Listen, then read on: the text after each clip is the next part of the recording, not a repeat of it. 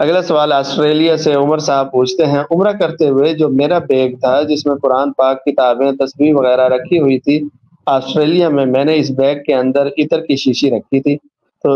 اس میں سے عطر بیگ کے اندر گر گیا۔ حرم آنے سے پہلے میں نے اس بیگ کو دھو کر ڈرائی کر کے سامان اس میں رکھا تھا،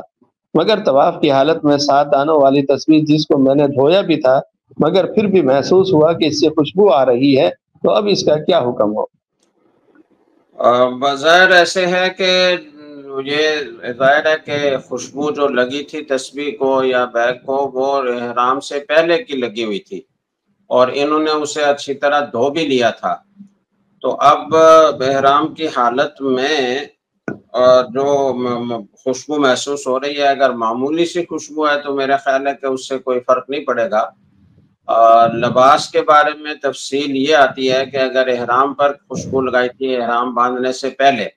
احرام کی نیت کرنے سے پہلے، تو اس کی گنجائش ہے،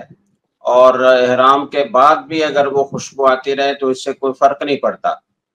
تو لیکن دوسری طرف یہ ہے کہ اگر احرام کی چادریں ہٹا www.darsequran.com دی غسل کرنے کے لیے مثال کے طور پر،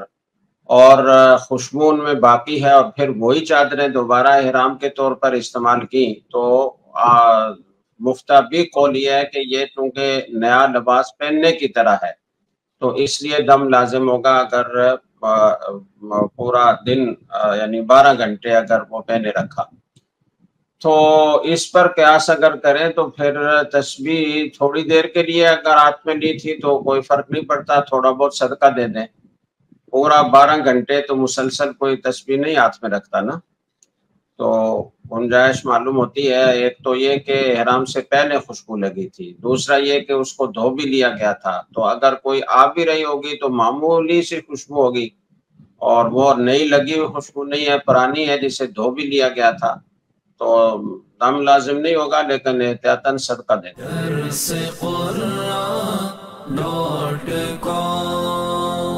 www.darsequran.com